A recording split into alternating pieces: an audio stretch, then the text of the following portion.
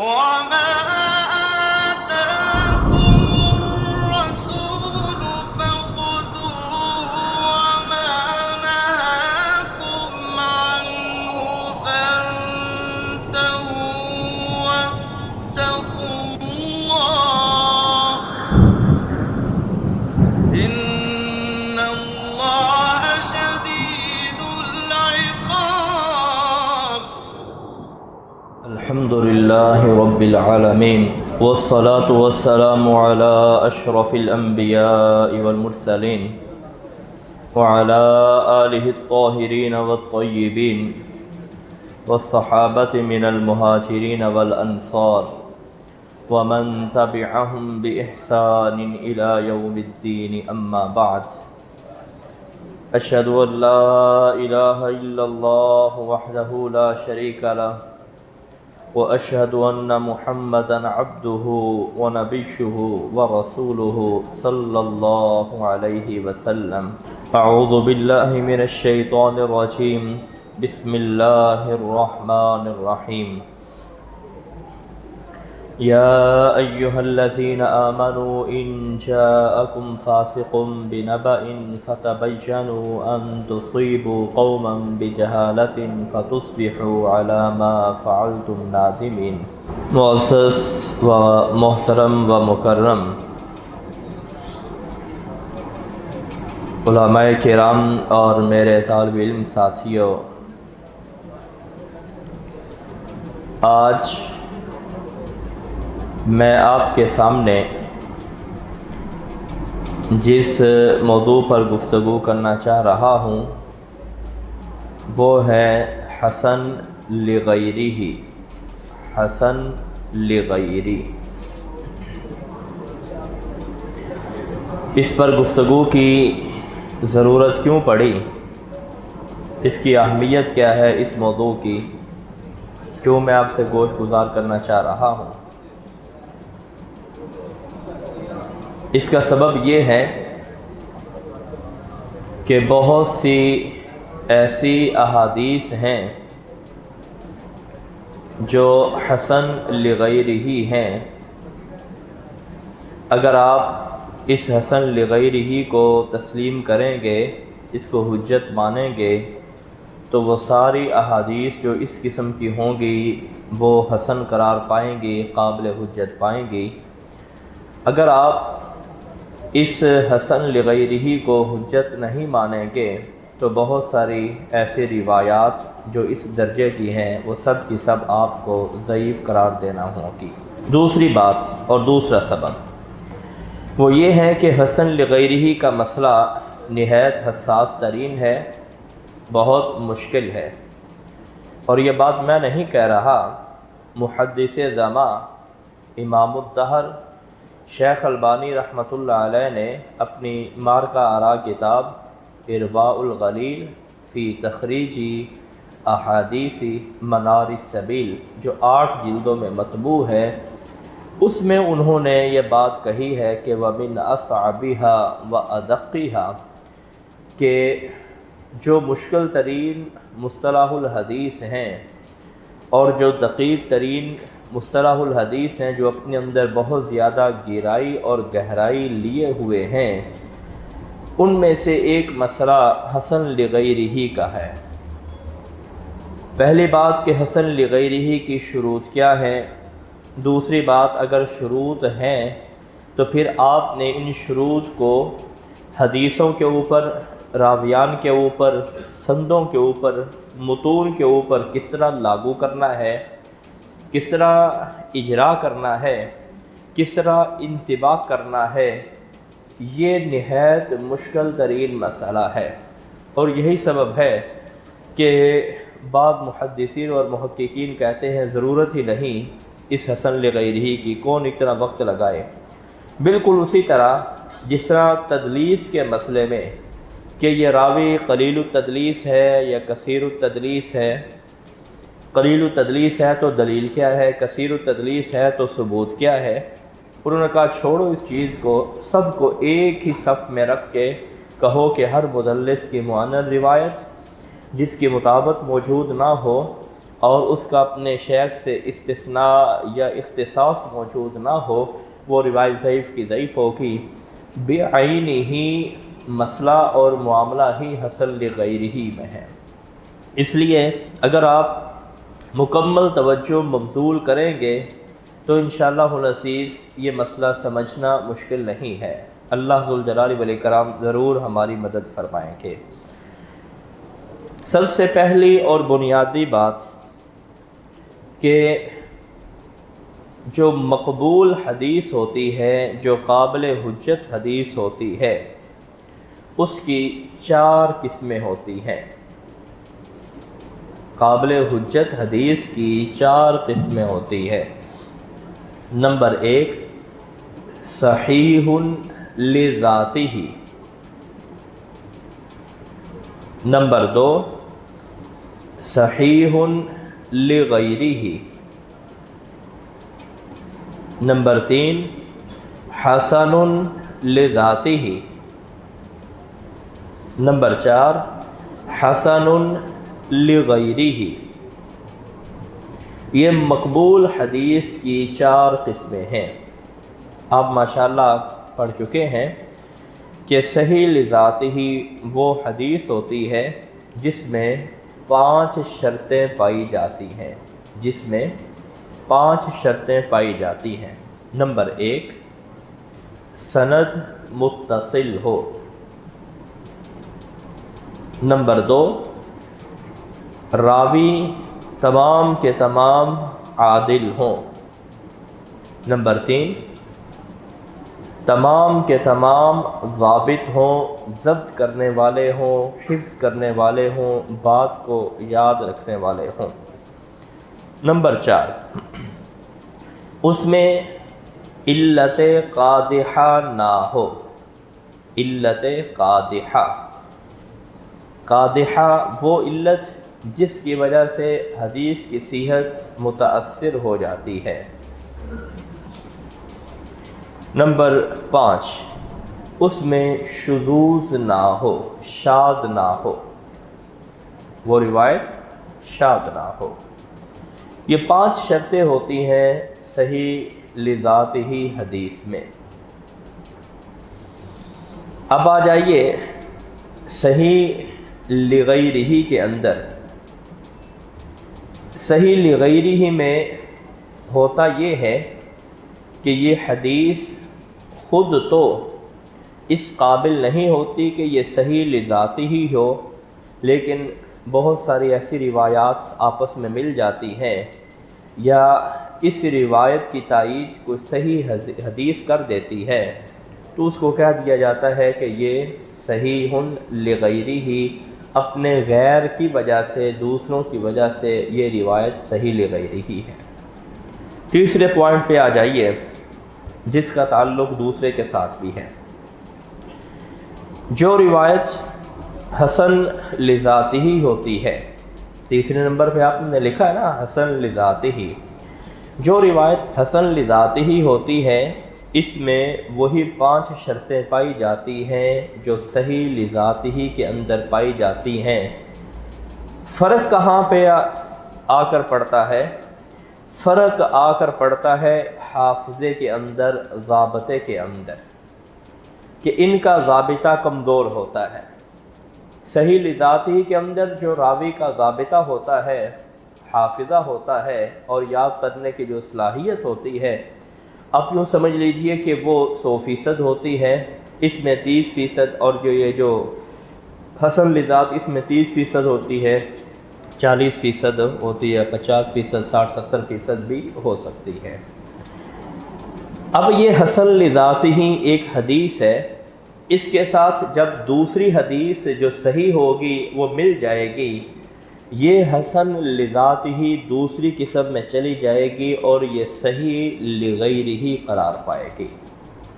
بات سمجھ رہے ہوں گے کہ حسن لذات ہی حدیث جب اس کے ساتھ صحیح لذات ہی حدیث مل جاتی ہے تو یہ جو حسن لذات ہی ہوتی ہے اس کا رتبہ بلند ہو جاتا ہے، اور یہ صحیح لذات ہی کے ساتھ ملنے کی وجہ سے صحیح لغیرہ یہ مقبول حدیث کی دوسری قسم میں جا کر داخل ہو جاتی ہے۔ چوتھی قسم وہ ہے حسن لغیرہ، حسن لغیرہ۔ حسن لغیرہ کی دو قسمیں ہیں۔ ایک صورت، پہلی قسم اور پہلی صورت یہ ہے کہ ایک آپ کے پاس حسن روایت ہے، آپ کے پاس ایک حسن روایت ہے اور دوسری روایت آپ کے پاس ضعیف ہے۔ اب یہ جو ضعیف روایت ہے، اس حسن روایت کے آنے کی وجہ سے یہ ضعیف روایت درجہ ذوف سے بلند ہو کے حسن لغیرہ کے درجے کے اندر چلی جائے گی۔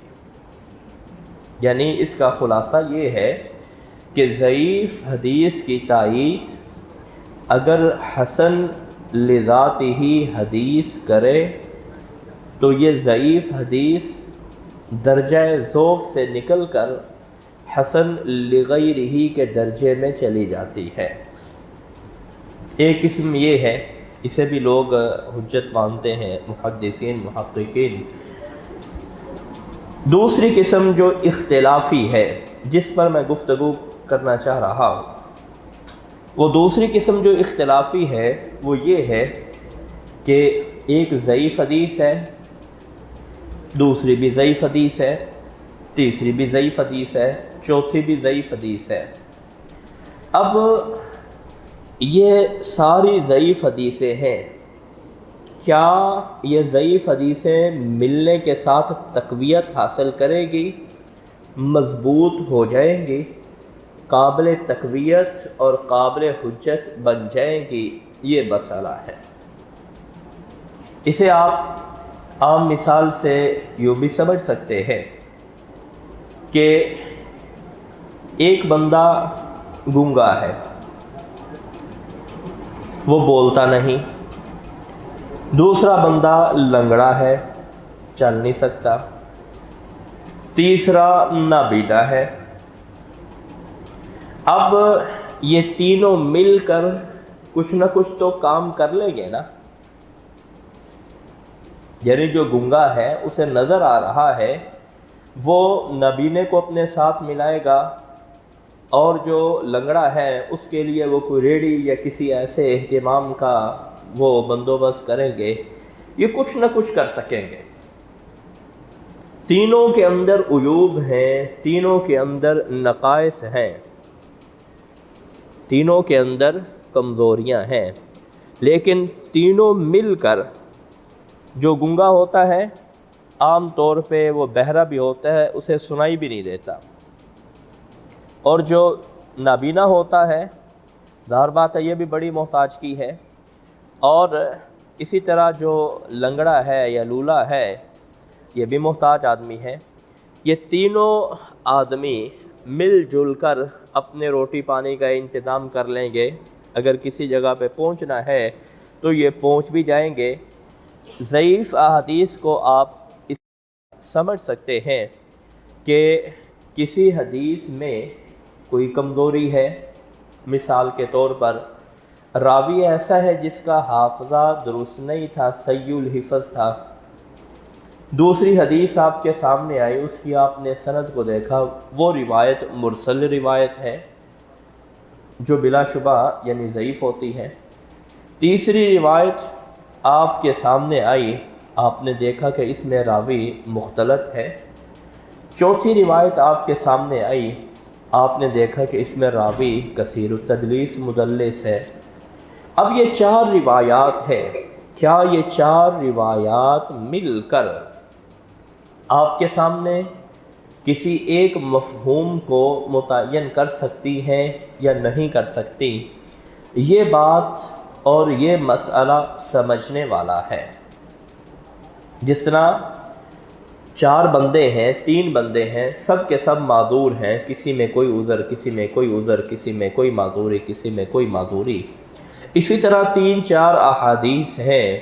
ان تین چار احادیث میں سے کسی میں کوئی خرابی ہے، کسی میں کوئی خرابی ہے، کسی میں کوئی خرابی ہے، کیا یہ آپس میں مل کر کوئی ایسا جملہ جو سبھی احادیث میں پایا جاتا ہو، آپ کہہ سکتے ہیں کہ یہ حجت ہے، یہ قابل دلیل ہے، یہ قابل استدلال ہے، یہ دین کا حصہ ہے؟ یہ بات سمجھنے والی ہے۔ حسن لغیرہ، حسن کو حسن کیوں کہا جاتا ہے؟ حسن آپ جانتے ہیں عمدہ کو کہتے ہیں، اور جو حسن ہوتا ہے ہا کے ضمہ کے ساتھ، اس کا مطلب ہوتا ہے خوبصورتی، اس کا مطلب ہوتا ہے خوبصورتی۔ یہ تو لغوی معنی ہو گیا۔ اب حسن کی تاریخ کیا ہے؟ حسن کب سے شروع ہوئی؟ شیخ الاسلام امام ابن تیمیہ رحمۃ اللہ علیہ فرماتے ہیں کہ امام اہل سنہ امام احمد بن حنبل اور ان سے پہلے جو ائمہ کرام تھے، مثال کے طور پر امام یحییٰ بن سعید القطان، اور ان سے بھی پہلے امیر المؤمنین فی الحدیث شعبہ بن حجاج، اور اسی طرح امام عبد الرحمن بن مہدی، امام محمد بن سیرین وغیرہ، ان سب کے نزدیک حدیث کی دو قسمیں تھیں۔ ان سب کے نزدیک حدیث کی دو قسمیں تھیں۔ نمبر 1 صحیح حدیث، نمبر 2 ضعیف حدیث۔ ضعیف حدیث کی آگے پھر دو قسمیں تھیں۔ پہلی قسم وہ ضعیف حدیث جو متروک ہے، جس سے استدلال نہیں کیا جاتا، جس کو بنیاد نہیں بنایا جا سکتا، یہ پہلی قسم ہے۔ اور دوسری ضعیف حدیث جس کو ضعیف حسن کہا جاتا تھا، کہ یہ ضعیف روایت ہے اور یہ حسن روایت ہے۔ یہ جو دوسری قسم ہے، یہ قسم قابل حجت ہے، قابل دلیل ہے۔ سب سے پہلے حسن لغیرہ کی تعریف کس نے ذکر کی، کس نے بیان کی؟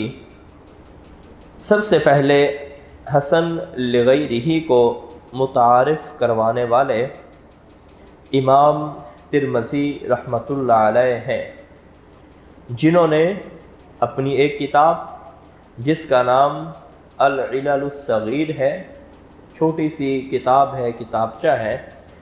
یہ جو ترمذی کی کتابیں ہیں، نسخے ہیں دارالاسلام وغیرہ کا، یہ دیگر شعیب ارناؤت وغیرہ کی تحقیق سے چھپنے والے یہ جتنے بھی نسخے ہیں، ان نسخوں کے آخر میں وہ جز موجود ہے۔ علل الصغیر میں امام ترمذی رحمۃ اللہ علیہ نے حسن لغیرہ حدیث کو متعارف کروایا ہے، اور یہ بات شیخ الاسلام امام ابن تیمیہ رحمۃ اللہ علیہ نے اپنی دو کتابوں میں ذکر کی ہے۔ پہلے نمبر پر ہے مجموع الفتاوی۔ مجموع الفتاوی جو ان کے فتاوی کو مرتب کیا گیا ہے، ان کی اپنی وہ کتاب مجموع الفتاوی نہیں ہے، یہ مرتب شدہ فتاوی ہے، جس کا ذیل شیخ ہمارے بہت ہی قابل قدر نزیل مکہ مکرمہ عزیر شمس صاحب اور شیخ علی عمران حفظہم اللہ تعالیٰ اور دیگر ان کے احباب نے اس کے ذیل لکھے ہیں، جو 8 جلدوں میں چھپ چکے ہیں، اور ہمارے پاس 8 جلدیں ان کی آ چکی ہیں، یعنی شیخ الاسلام ابن تیمیہ کے رسائل وغیرہ کے، جو اس فتاوے پر ذیل ہیں۔ دوسری کتاب ہے منہاج السنۃ النبویہ۔ اگر آپ یہ بحث دیکھنا چاہتے ہیں کہ اس کی ابتدا کیسے ہوئی، کہاں سے ہوئی، یہ میں آپ سے اس لیے عرض کر رہا ہوں کہ بعض احباب بڑا زور دیتے ہیں کہ حسن لغیرہ پرانے محدثین سے دکھلائیے جی، ان کے نزدیک تو یہ ثابت ہی نہیں تھی، موجود ہی نہیں تھی، آپ نے یہ نکالی ہے، یا اس کے سب سے پہلے امام ترمذی نے نکالی ہے۔ اس نقطے پر بھی میں انشاءاللہ العزیز آتا ہوں۔ یہ جو تقسیم ہے شیخ ربیع مدخلی کی کتاب ہے، نام لکھ لیں، تقسیم الحدیث الی صحیح و حسن و ضعیف بین واقع المحدثین و مغالطات المتعصبین۔ دوبارہ، تقسیم الحدیث الی صحیح و حسن و ضعیف بین واقع المحدثین و مغالطات المتعصبین۔ اس میں انہوں نے ذکر کیا ہے کہ حسن لغیرہ یا حسن کب شروع ہوئی۔ اسی طرح ایک اور کتاب ہے الحدیث الحسن لذاتہ و لغیرہ، یہ 5 جلدوں میں کتاب ہے، شیخ خالد بن منصور الدریس حفظہ اللہ تعالیٰ کی یہ کتاب ہے۔ اس میں انہوں نے بڑی تفصیل سے اس پر گفتگو کی ہے، 2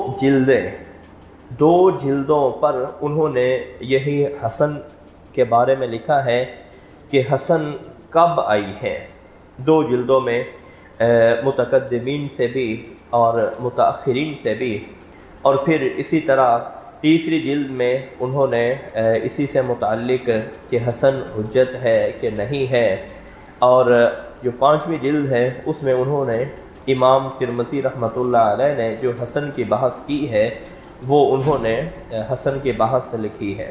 میرے ناقص علم اور ابتدائی معلومات کے مطابق امام ترمذی رحمۃ اللہ علیہ کی جو تحسین ہے اس کا سب سے طویل ترین دراسہ شیخ خالد بن منصور الدریس ہی نے کیا ہے اور اپنی اسی کتاب میں کیا ہے، جس کا میں آپ کو حوالہ لکھوا چکا ہوں، اور انہوں نے دراسہ کرتے ہوئے اس امام ترمذی کے نسخے کو، جامع ترمذی کے نسخے کو پیش نظر رکھا ہے جو اس وقت دنیا کا سب سے مقبول ترین نسخہ ہے، جس کو نسخہ کروخی کہتے ہیں۔ کروخی وہ عام مل جاتا ہے نسخہ PDF فارمیٹ میں، وہ انٹرنیٹ پر موجود ہے۔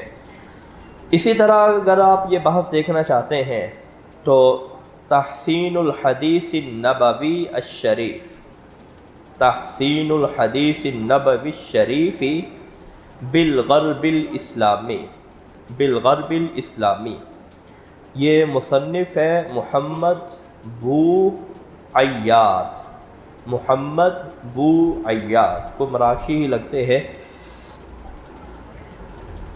زمانہ قدیم میں متقدمین میں حسن حدیث کا اطلاق کس پر کیا جاتا تھا؟ متقدمین کے ہاں حسن حدیث کون سی ہوتی تھی؟ نمبر 1، صحیح لذاتہ کو وہ حسن حدیث بولا کرتے تھے۔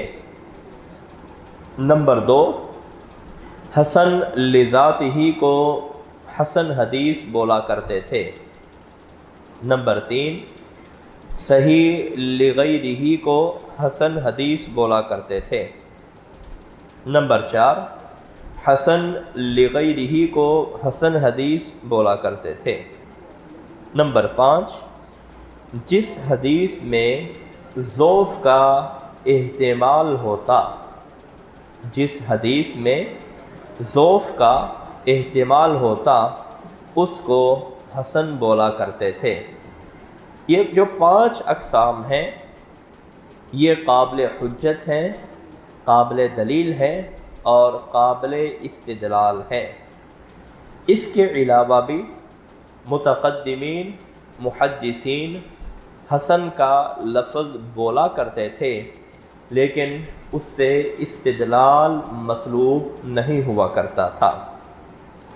نئی سطر پہ لکھیے نمبر 6، چھٹے نمبر پر غریب حدیث، اس کو بھی حسن بولا کرتے تھے۔ منکر روایت، منکر روایت وہ ہوتی ہے جس روایت کی وجہ سے راوی پر تنقید کی گئی ہو کہ آپ نے یہ کیوں بیان کی، کہاں سے بیان کی، یہ غلط روایت ہے، تو یہ منکر روایت ہے۔ میں انشاءاللہ بھی ذکر کروں گا کہ یہ منکر روایت کیا قابل تقویت ہے، اس کا ضعف کیا ختم ہو سکتا ہے۔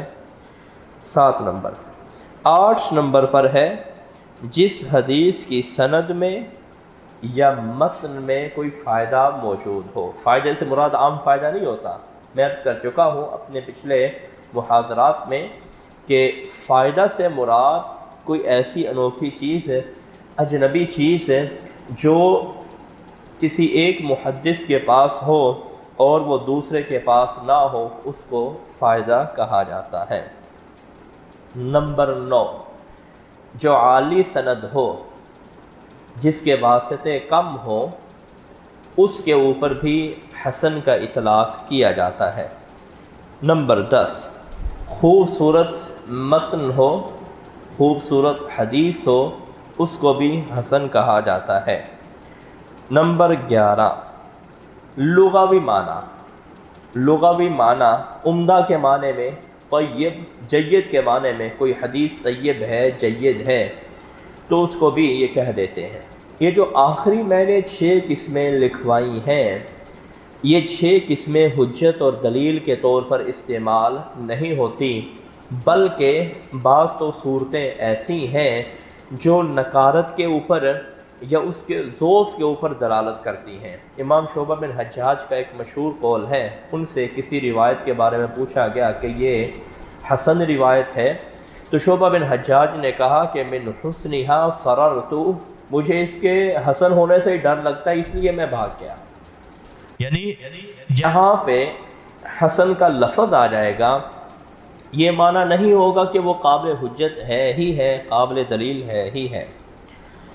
اور یہ بات بھی ملحوظ رہے کہ متقدمین اور متاخرین محدثین، ان کی مراد حسن حدیث ہوتی ہے، لیکن اس کے لیے وہ حسن کا لفظ استعمال نہیں کرتے، بلکہ اس سے متشابہ ملتے جلتے جو الفاظ ہوتے ہیں وہ استعمال کرتے ہیں۔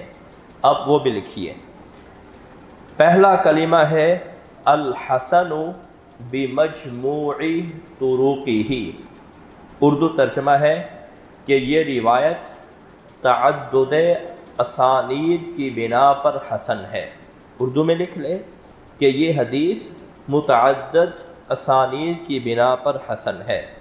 ابن حجر نے فتح الباری میں یہ کئی مقامات پہ ذکر کیا ہے۔ نمبر 2 لہو اصل، کہ اس حدیث کی اصل موجود ہے، یہ بھی حسن کا معنی دیتا ہے۔ نمبر 3 یہ حدیث شواہد اور متابعات کی بنا پر حسن ہے، یہ حدیث شواہد اور متابعات کی بنا پر حسن ہے۔ نمبر 4 بعض سے مل کر قوت پکڑ جاتا ہے، جس طرح میں نے آپ کو شروع میں مثال دی ہے، ایک لنگڑا ہے، نابینا ہے اور بہرا ہے اور گنگا ہے، وہ آپس میں مل کر کیا کوئی نہ کام تو کر سکتے ہیں نا۔ تو چوتھی صورت یہ ہے کہ بعض کو تقویت دیتا ہے، مضبوط کر دیتا ہے، یہ امام بہقی نے لکھا ہے، ابن حجر نے بھی لکھا ہے۔ نمبر 5 یہ حدیث اپنے شواہد سے تقویت حاصل کرتی ہے۔ پہلے آپ نے لکھا ہے کہ حسن ہوتی ہے، یہاں پہ ہے تقویت حاصل کرتی ہے۔ یہ حدیث اپنے شواہد کی بنا پر تقویت حاصل کرتی ہے۔ نمبر 6 یہ حدیث حسن مجازی ہے، یہ حدیث حسن مجازی ہے۔ امام سخاوی رحمۃ اللہ علیہ نے اپنی مارکہ آراء کتاب جو 4 جلدوں میں مطبوع ہے، جس کا نام ہے فتح المغیث، اس میں انہوں نے یہ حسن مجازی کی اصطلاح استعمال کی ہے کہ یہ ہوتی تو ضعیف ہے، لیکن مجازی طور پر اس کو حسن کہہ دیا جاتا ہے، یہ حسن مجازی ہوتی ہے۔ نمبر 7 اس حدیث کے لیے یہ کچھ لفظ بولے جاتے ہیں، مثال آزادہ، عین ضاد دال، آپ کہتے ہیں نا ایک کندھے کو ہے کندھا، یہ کندھا ہے جی، مضبوط ہوتا ہے۔ عواضد، عاضد کی جمع عواضد، یہ لفظ بھی بولا جاتا ہے حسن کے اوپر۔ اسی طرح اکادہ، حدیث حدیثن، ایک حدیث دوسری حدیث کی تاکید کرتی ہے، یہ بھی حسن کے اوپر بولا جاتا ہے، یؤکد یتأکد، اسی طرح یہ حدیث بولی جاتی ہے۔ اب ایک اہم سوال جس کے بارے میں بہت سے لوگوں کو اشکال رہتا ہے اور لوگ اسی بنا پر حسن لغیرہ حدیث کو رد کر دیتے ہیں، وہ کہتے ہیں کہ یہ آپ کی مرضی ہوتی ہے، جس کو جی چاہے آپ حسن بنا دیتے ہیں، جس کو جی چاہے ضعیف قرار دیتے ہیں، ضعیف رہنے دیتے ہیں۔ اصل بات یہ ہے کہ حسن حدیث ہر ضعیف جمع ضعیف حدیث حسن حدیث نہیں بنے گی، ہر ضعیف جمع ضعیف حدیث حسن حدیث نہیں بنے گی، بلکہ حسن حدیث ہونے کے لیے کچھ نہ کچھ شروط ہونی چاہیے۔ مثال کے طور پر ایک بندہ مردہ ہے، اب مردہ ہے، اب ایک مردے نے دوسرے مردے کو کیا فائدہ پہنچانا ہے؟ کوئی نہیں فائدہ پہنچانا۔ تو اسی طرح ایک حدیث خود گری پڑی ہے، اس کی حیثیت ہی کوئی نہیں، تو وہ دوسری حدیث کو کیوں کر فائدہ پہنچائے گی، اور دوسری حدیث میں وہ کیوں کر اس کی مؤید ہو سکے گی اس معنی اور اس مفہوم میں۔ اس لیے یہ لکھ لیجئے کہ حسن حدیث کب بنتی ہے۔ حافظ ابن الصلاح رحمۃ اللہ علیہ نے اپنی مارکہ آراء کتاب معرفت انواع علم الحدیث میں یہ چیزیں ذکر کی ہیں۔ معرفت انواع علم الحدیث جو عام طور پر مقدمہ ابن الصلاح کے نام سے معروف ہے، وہ لکھتے ہیں کہ اس راوی کی روایت حسن ہوگی جو راوی مستور ہوتا ہے۔ مستور راوی، مستور اس کو کہتے ہیں راوی اس کی اپنی ثقافت موجود نہیں ہوتی، دو تین اس سے بندے روایت کرنے والے ہوتے ہیں تو اس کو مستور کہہ دیا جاتا ہے، اور جو مجہول ہوتا ہے وہ اس سے بھی نچلے درجے کا ہوتا ہے، اس سے ایک بندہ روایت کرنے والا ہوتا ہے اور اس کی ثقافت بھی موجود نہیں ہوتی۔ شرط نمبر 1 ہے کہ وہ راوی مستور ہو۔ نمبر 2، اپنی روایت سے بے خبر نہ ہو۔ استاذ لیکچر دے رہا ہے اور کوئی شرارتیں کر رہا ہے، کوئی سویا ہوا ہے، کوئی ٹیک لگائے ہوئے ہے، تو ظاہر بات ہے ایسے راوی کی روایت قابل حجت قابل تقویت نہیں ہو سکے گی۔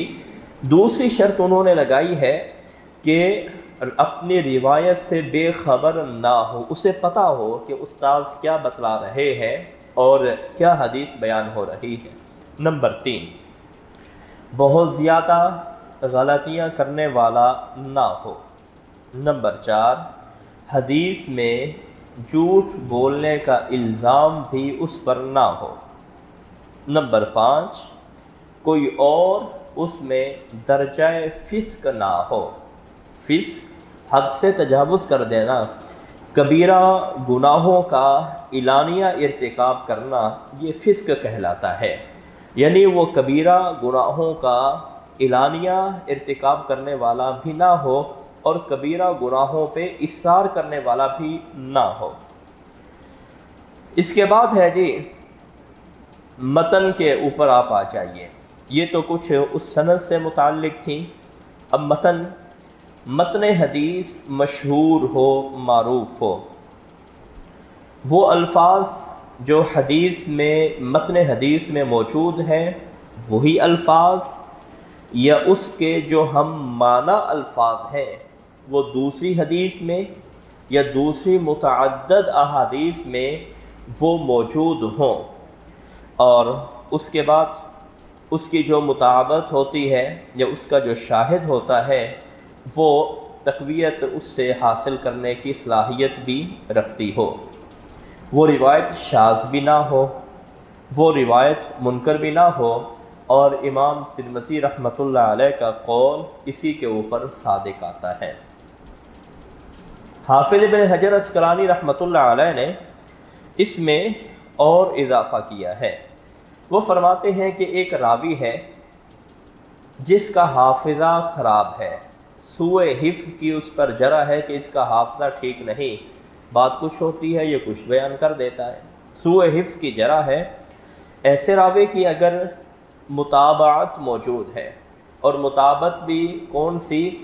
معتبر متابعت، جس متابعت کو قابل حجت سمجھا جاتا ہے، قابل اعتبار اور لائق اعتبار سمجھا جاتا ہے، جو محدثین اعتبار معتبر بہم جو راویان ہیں کہ یہ راوی اعتبار میں قابل قبول ہے۔ اعتبار سے کیا مراد ہوتا ہے؟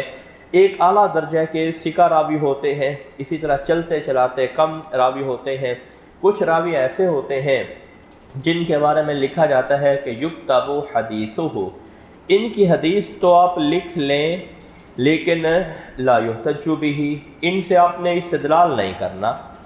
اسی طرح لکھا جاتا ہے یکتب حدیثہ لا یعتبر بہ، کہ اس کی حدیث کو لکھ لیں لیکن اعتبار میں، عام اعتبار نہیں ہے، یہ اصطلاحی اعتبار ہے، آپ نے اس کو اس میں پیش نہیں کرنا۔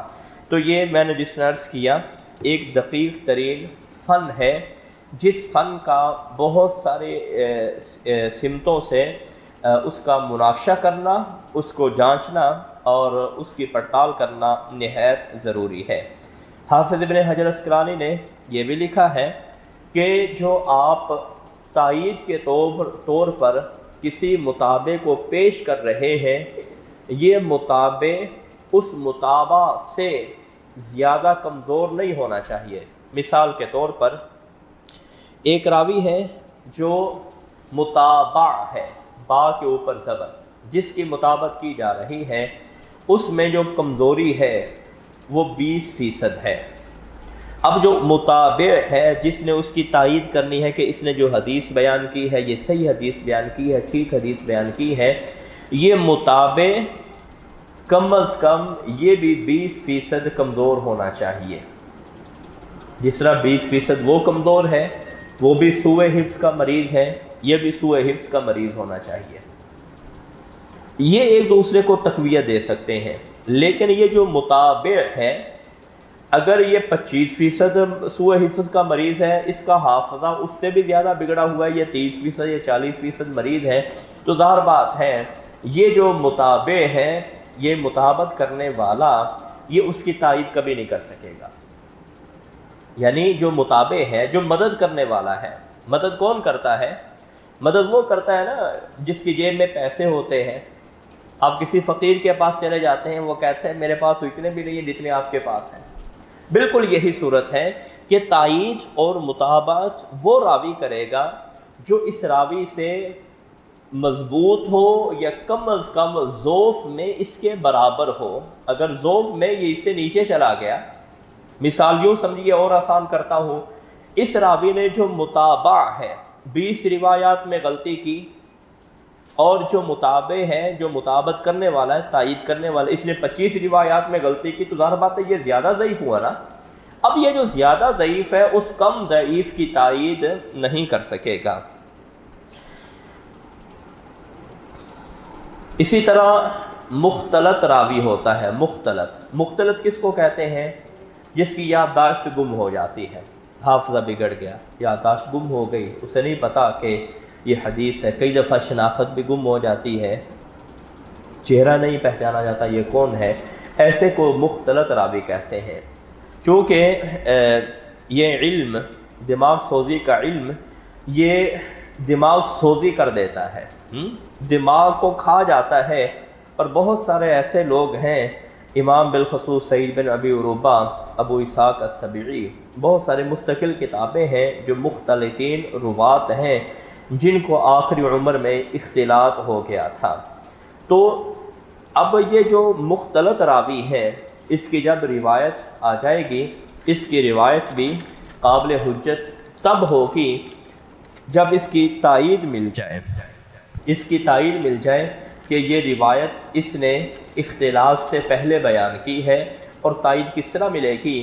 ایک بات وہ بیان کرتا ہے، دوسرا راوی وہی حدیث بیان کرتا ہے، تو کیا مطلب کہ جو بیماری اسے لاحق ہوئی ہے یادداشت کے گم ہونے کی، یہاں پہ اس موقع پر اس کی یادداشت گم نہیں ہوئی، اس موقع پر اس کی یادداشت گم نہیں ہوئی، یہ مطلب ہوتا ہے کسی کی مطابقت کرنے کا۔ اور ایسی مطابق قابل قبول ہوتی ہے اور قابل حجت ہوتی ہے۔ اب آپ لکھیے کہ وہ کون سی کمزوریاں ہیں جس کو آپ تقویت نہیں دے سکتے۔ آپ یہ نہیں کہہ سکتے کہ یہ حدیثیں مل گئیں اتنی تو یہ تقویت پکڑ جائے گی، یعنی عنوان دیں عدم تقویت کے قابل ضعف، عدم تقویت کے قابل ضعف، وہ کمزوریاں جو کسی راوی کے اندر ہوں وہ کسی کھاتے کا نہیں ہے، وہ کمزوریاں جو کسی راوی کے اندر ہوں وہ کسی کھاتے کا نہیں ہے۔ نمبر 1، وہ اس پر جھوٹ کا الزام ہو۔ نمبر 2، اس پر انتہائی سخت جرح ہو۔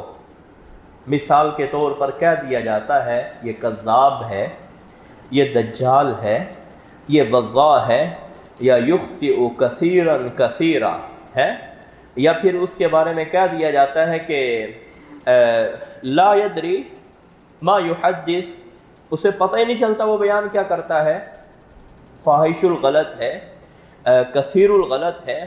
تو یہ بھی ایسے ضعف ہوتے ہیں جن کے بارے میں محدثین شبہ کا اظہار کرتے ہیں۔ 3 نمبر، وہ حدیث شاذ نہ ہو، وہ حدیث شاذ نہ ہو۔ شاذ کیا ہوتا ہے؟ شاذ ہوتا ہے کہ اس حدیث کا حقیقت میں کوئی بھی وجود نہیں ہوتا، محض اس راوی کے ذہن میں تصور میں اس حدیث کا وجود ہوتا ہے، حقیقت میں اس کا وجود نہیں ہوتا، اور وہ اپنے ذہن یادداشت کی بنا پر اس حدیث کو بیان کر دیتا ہے۔ اس روایت کو شاذ کہا جاتا ہے، جو میں اپنے پچھلے محاضرات میں اس پر تھوڑی سی روشنی ڈال چکا ہوں۔ نمبر 4 نمبر بلکہ متروک راوی ہو، اس کی منکر احادیث کی کثرت ہے۔ محدثین نے جنہوں نے علل الاحادیث پہ کتابیں لکھی ہیں، امام ابن عدی ہیں، امام عقیلی رحمۃ اللہ علیہ ہیں، امام جوزجانی یا جورقانی الاباطیل والصحاح والمشاہیر والے ہیں، یا پھر اسی طرح جو تراجم کی رجال کی کتابیں ہیں، لسان المیزان ہے، اور ان سے پہلے امام ذہبی کی کتاب میزان الاعتدال ہے، اسی طرح حافظ ابن الجوزی رحمۃ اللہ علیہ کی کتاب الضعفاء والمتروکین 3 جلدوں میں ہے۔ تو یہ محدثین کی منکر روایات، ان محدثین، ان کو بھی محدثین کہتے ہیں جو حدیث بیان کرنے والا ہے، ان ضعیف راویوں کی روایت کو وہ ان کے ترجمے میں ذکر کر دیتے ہیں، تو ایسی روایت بھی وہ قابل حجت اور قابل احتجاج نہیں ہوتی۔ اب میں آگے چلتا ہوں آخری اپنے نقطے پر۔ اس حسن لغیرہ کا وجود کب سے ہے، اور یہ اتنا مشکل مسئلہ، اتنا مشکل مرحلہ یہ کب سے ہے؟ میں تھوڑی سی بات پہلے ذکر کر چکا ہوں، اب اس بات کو میں آگے بڑھاتا ہوں۔ یہاں ایک بات یاد رکھیے کہ کچھ لوگ امام شافعی رحمۃ اللہ علیہ کے موقف کے اوپر اپنے منہج کی بنیاد رکھ دیتے ہیں۔ یہ بات درست نہیں۔ کیوں درست نہیں؟ اس کا سبب یہ ہے کہ امام شافعی رحمۃ اللہ علیہ جس وقت انہوں نے ان علوم پہ یا ان اصطلاحات پہ کام کیا یا مرتب کی، ان کی اصول فقہ پر ایک کتاب ہے جس کا نام کتاب الرسالہ ہے، شیخ محدث مصر احمد شاکر رحمۃ اللہ علیہ نے اس کی تحقیق تخریج کی ہے، 500-600 صفحے پر مشتمل کتاب ہے۔ کیا ہے جی؟ رسالہ ہے، رسالہ۔ ہم تو رسالہ سمجھتے ہیں نا 30-40-50 صفحے کو، وہ رسالہ ہے جس کو پڑھنا بھی ایک معنی رکھتا ہے، جس کو پڑھنا ایک معنی رکھتا ہے، سمجھنا تو دور کی بات ہے نا۔ تو بہرحال امام شافعی کے ان کی اصطلاحات پہ کسی منہج کی بنیاد رکھنا یہ من وجہن محل نظر بات ہے۔ کیوں؟ اس زمانے میں یہ اصطلاحات نہ تو وضع ہوئی تھیں نہ منقع ہوئی تھیں، جو اصطلاحات بعد میں آتی گئیں۔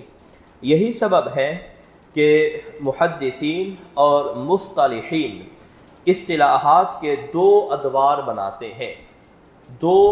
بناتے ہیں۔ پہلا دور حافظ ابن صلاح پہ آ کے ختم ہو جاتا ہے، اور دوسرا دور حافظ ابن الصلاح کی کتاب معرفت انواع علم الحدیث جو مقدمہ ابن الصلاح کے نام سے مشہور ہے، یہاں سے وہ شروع کرتے ہیں۔ یہاں سے مصطلح الحدیث نے ایک نیا موڑ لیا، اور نیا موڑ لینے کے بعد اس میں تنقیحات ہوتی چلی گئی۔ حافظ عراقی آئے، ابن حجر آئے، بقاعی آئے، اور بھی بڑے بڑے یعنی آئے جنہوں نے امام سخاوی وغیرہ ہوں، سیوطی وغیرہ ہوں، انہوں نے آ کر اس میں مزید تنقیح پیدا کی۔ فی الوقت میرا یہ موضوع نہیں ہے، پہلے کیا تھا اس سے پہلے اور بعد میں کیا تھا، میں اپنے اصل موضوع پہ، اصل نقطے پر آتا ہوں۔ اب دیکھیے کہ 3 صدی ہجری، میں آپ کو اب لکھوانے لگا ہوں کہ یہ کب سے چلتی آئی ہے اور کن کن محدثین نے اس حسن لغیرہ حدیث کو حجت سمجھا ہے۔ ضعیف جمع ضعیف حدیث کو کن کن محدثین نے حجت سمجھا ہے۔ نمبر 1، امام شافعی رحمۃ اللہ علیہ۔ یہ مطلق طور پہ حجت کے قائل نہیں تھے، لیکن یہ فرمایا کرتے تھے کہ وہ تابعین جو کبار ہیں، بڑے تابعین ہیں، اگر یہ مرسل حدیث بیان کرتے ہیں، یعنی کبار تابعی براہ راست رسول اللہ صلی اللہ علیہ وسلم سے اگر حدیث بیان کرے گا تو یہ مرسل کبار تابعی ہوگی، مرسل کبیر تابعی ہوگی، کہ یہ کبیر بڑے تابعی کی مرسل ہے۔ امام شافعی رحمۃ اللہ علیہ اس کو حجت سمجھتے ہیں۔ اس کے بعد آپ عنوان دے لیں اوپر 3 صدی ہجری اور لکھیں نیچے امام شافعی، پھر لکھیں 2 نمبر اگلی سطر پہ امام احمد بن حنبل، 3 نمبر امام بخاری، 4 نمبر امام جوز جانی، جیم واو زے جوز جانی، نمبر 5 امام ابو داود صاحب السنن، ابو داود والے، سنن ابو داود والے، نمبر 6 امام ترمذی۔ اب نیا عنوان دیں 4 صدی ہجری اور لکھیے نمبر 7 امام دارقطنی۔ نیا عنوان دیں 5ویں صدی ہجری، نمبر 8 امام حاکم، نمبر 9 امام بیہقی۔ نیا عنوان دیں 6 صدی ہجری، نمبر 10 حافظ ابن عساکر، تاریخ دمشق والے، نمبر 11 امام حازمی، حا الف زا میم یہ حازمی۔ عنوان دیں 7ویں صدی ہجری، امام عبد القادر رہاوی، را لاہوری ہے ڈبل واو یا رہاوی، ان کی کتاب ہے اربعین البلدان، اربعین البلدان، اور ان کا حوالہ نقل کیا ہے امام زرکشی نے اپنی کتاب النکت علی کتاب ابن سلام میں۔ 12 کے لیے 13 نمبر حافظ امام مصطلح ابن الصلاح۔ 14 نمبر امام منذری، منذر ہوتا ہے نا، منذر ڈرانے والا، منذری مفعول کا صیغہ ہے۔ 15 نمبر امام نووی، نون واو پھر واو اور یا، بعض اس کو نواوی بھی پڑھتے ہیں، نون کے واو کے بعد الف ہے اور الف کے بعد پھر واو ہے، نووی۔ نمبر 16 نمبر سے پہلے آپ لکھیے 8ویں صدی ہجری، 8ویں صدی ہجری امام ابن دقیق، اور اس کے بعد ہے العید، عید الفطر عید الاضحیٰ جو ہوتی ہے، العید دقیق العید۔ 17 نمبر شیخ الاسلام امام ابن تیمیہ۔ 18 امام ابن سید الناس۔ 19 امام ابن عبد الہادی، امام ابن عبد الہادی۔ 20 امام ذہبی۔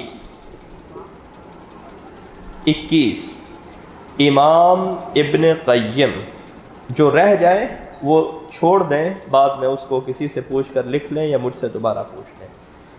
22 امام تقی الدین السبکی۔